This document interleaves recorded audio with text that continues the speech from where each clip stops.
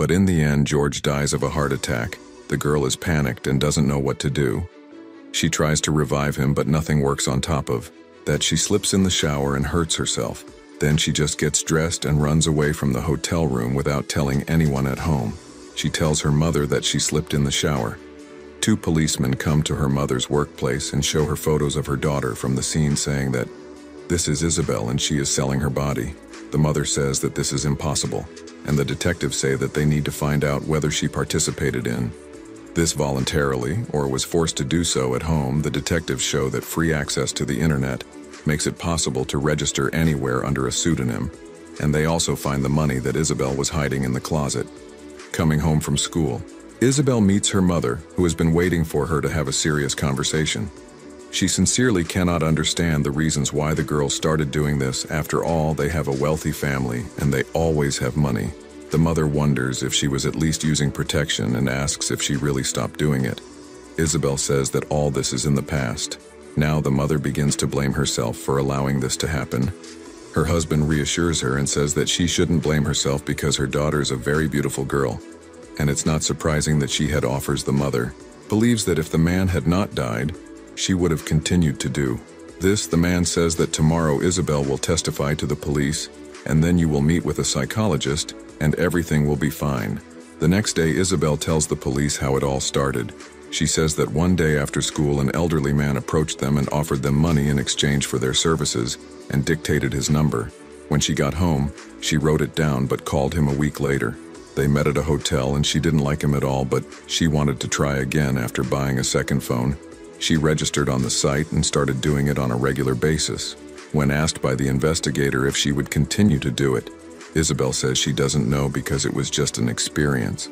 All the police officers warn her that it is a very dangerous experience because you never know who you will run into, and there is no one to protect you. Easy money often leads to a vicious cycle. Together with her mother, they go to a psychologist to talk about everything, to share their inner feelings, and to find out the reason for what is happening. Initially, the girl told her parents that she did not need psychological treatment and would not go anywhere, but her mother said she simply had no choice. Isabel says that she could pay the doctor with the money she earned, but her mother decided to take the money away from her and donate it to Acardi. Isabella goes to a family friend's house to babysit while her parents go away on business. Upon returning, Peter offers to drive Isabella home, but his wife is clearly against it and takes it upon herself to drive her in the car. Isabel says that she knows that her mother told them everything, and that is why Peter's wife was against him taking her home. Isabel says that she is not the one to be afraid of, alluding to her husband Peter. Once home, Isabel tries to seduce her stepfather by asking him about his life. Isabel tells her stepfather that he is not her father and asks him what he thinks about it. At that moment, her mother finds them and sends her to bed.